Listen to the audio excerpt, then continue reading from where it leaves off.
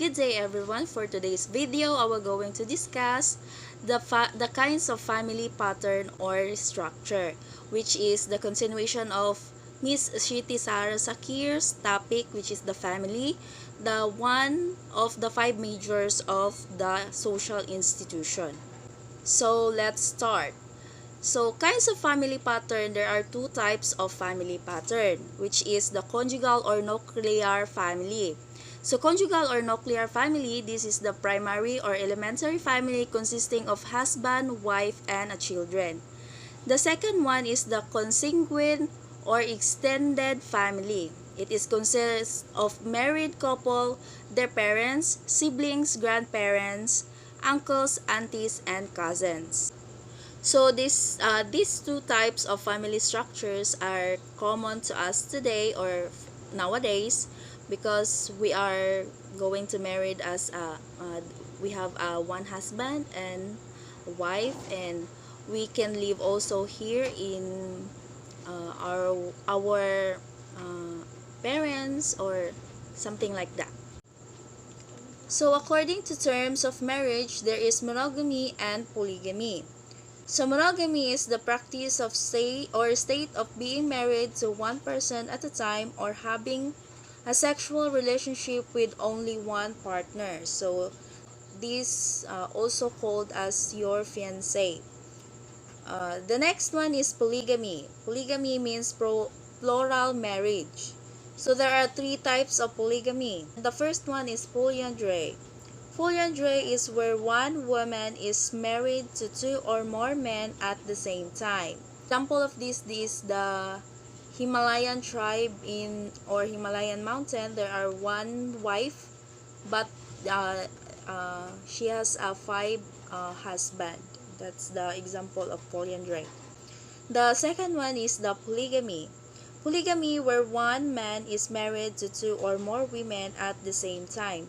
So if the polyandry is one wife and the five husband, the polygamy itself is example of this is one man and five wives. That's the polygamy. The third one is the synogamy. Synogamy where two or more men meet with two or more women in a group marriage. So for example of this is there are two couples practicing synogamy in a group marriage. So a double wedding like that, but friends silang upat. That's the synogamy. So let's move on to the descent. As the line of descent, the family classified as patrilineal, matrilineal, and bilineal. So patrilineal means when the descent is recognized through the father's line. So for example of that is your father, his father, and his father's father. That's the patrilineal. So the second one is the matrilineal, when the descent is recognized through the mother's line. So example of that is your mother, her mother, and her mother's mother. So that's the matrilineal. So bilineal is when the descent is recognized through both father's and mother's line. So, alam naman siguro natin kung ano ang kahinatnan ng both or recognize kayo ng both side sa both mother and father nyo. So, according to the place of residence, the family classified as patrilocal, matrilocal, and neolocal.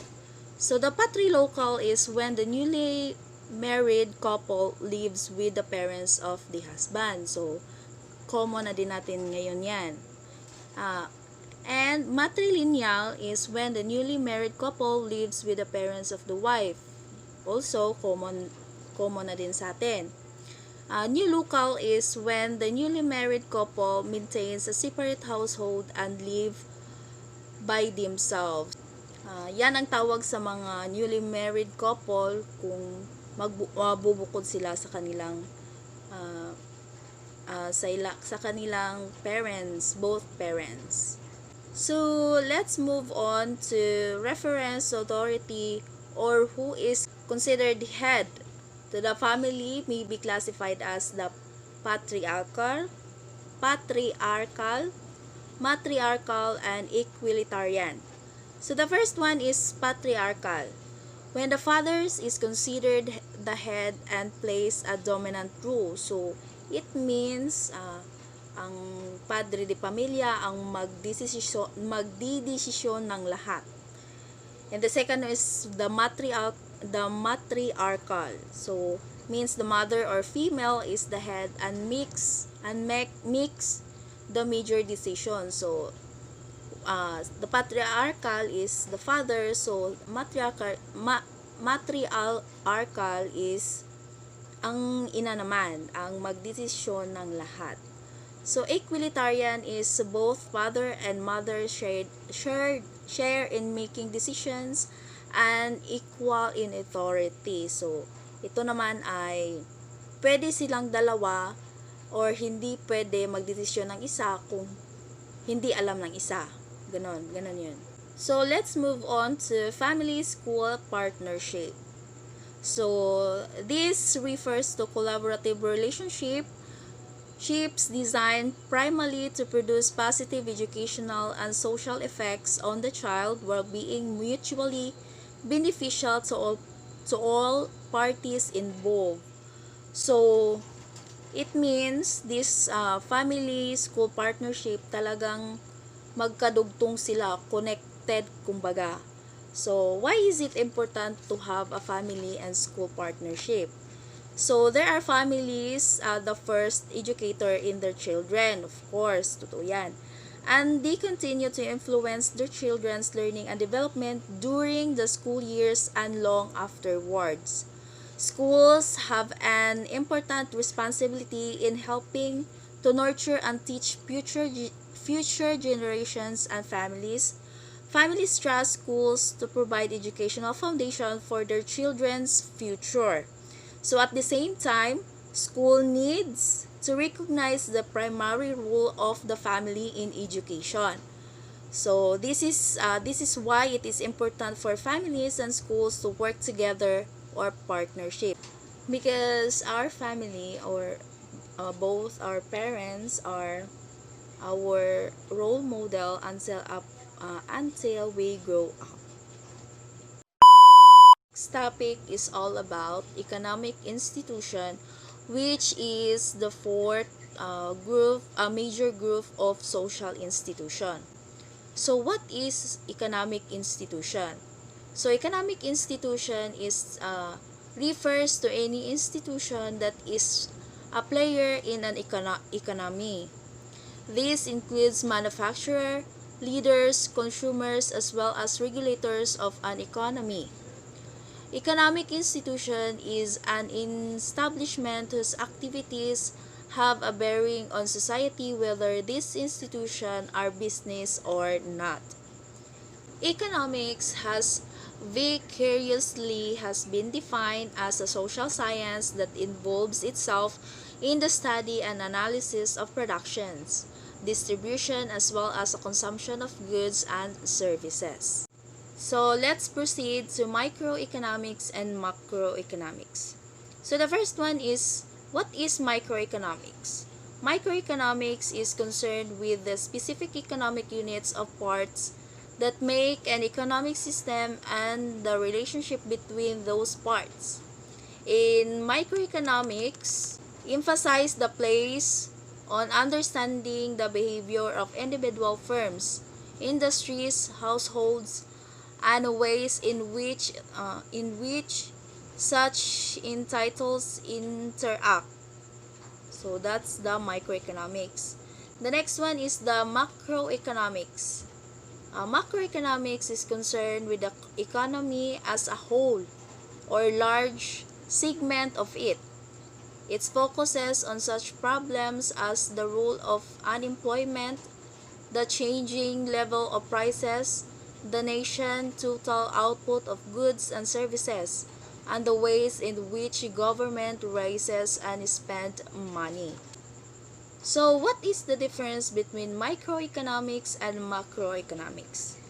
So microeconomics is a study of individuals and business decisions, while macroeconomics rather looks at the decision of countries and government.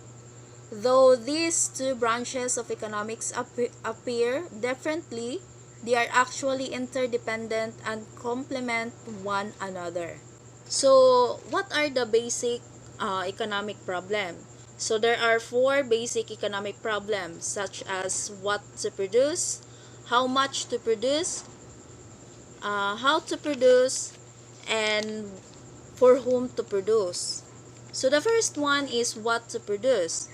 This is a question concerning the choice of goods and services to be produced. Example, will the economy produce rice or corn? Diba? Both rice lang sila. So the second one is how much to produce. So according to this, a society needs to decide how much of a given good it needs to produce. It refers to the quantity of goods and services to be produced. Example, do we need to produce more canvas of rice?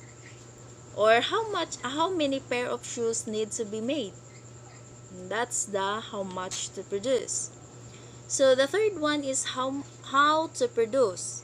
It refers to the choice of the manner, producing goods or services, or simply a technique to be employed. Since it is possible to produce an output in various ways. So example of this is in farming, one can use traditional method of farming such as use of carabao in tilling the land, manual planting, traditional way of harvesting, or etc. So farming can also be carried out using modern equipment such as tractors, harvest machines, and many more. So the fourth one is for whom to produce. So it refers to how much we allocate such goods and services to the different goods of consumers. Our productions of rice, for example, so kanino natin sila ipoproduce? So sa mga tao, di ba?